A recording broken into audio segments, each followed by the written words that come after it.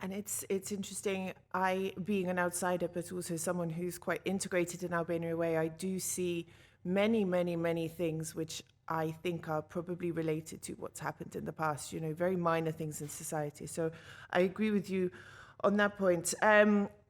Amongst the debate and op-eds and comments and everything, people were saying that there were sort of historical mistakes or factual issues.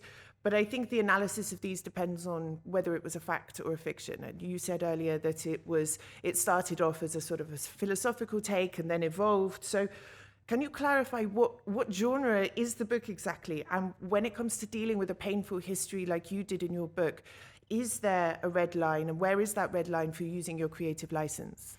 So I think the book has been, again, classified by those who have read it as auto theory. I wasn't really thinking about the genre when I started. I started writing as a book of political philosophy, and then it became a first personal account, and then there are historical elements in it and political observations as well. And so I'd say the genre is hybrid, although, as I say, the critics classify it as auto theory.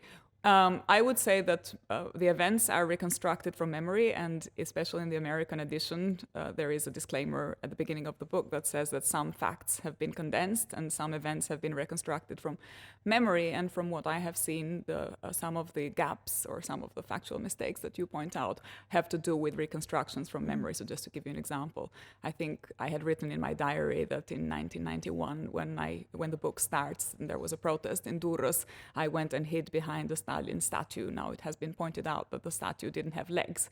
And the fact is that whether it's a statue with legs or without legs, the point of the anecdote was to recount the cult of Stalin in communist Albania.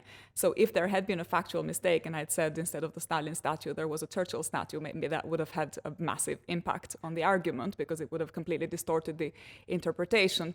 But the existence or non-existence of legs in the statue wasn't really relevant to the larger philosophical point that incident was making. And I don't think I have seen any factual corrections that impact the argument in that way. There are factual corrections of memory reconstruction. So I was actually surprised. I think I read one of the articles that was pointing out some of the mistakes, and I was very surprised that they hadn't pointed out more because it was my memory as an 11-year-old. So I was really impressed with how well I had actually remembered most of these events. And of course, I had diary that I was helping myself to, and especially after 1990, I had daily entries. So I think the events that I recount are quite accurate because they're based on diary observations. But again, a diary is not a history book, it's not a political book. And although the book that I ended up writing is a hybrid, there was a basis in the diaries.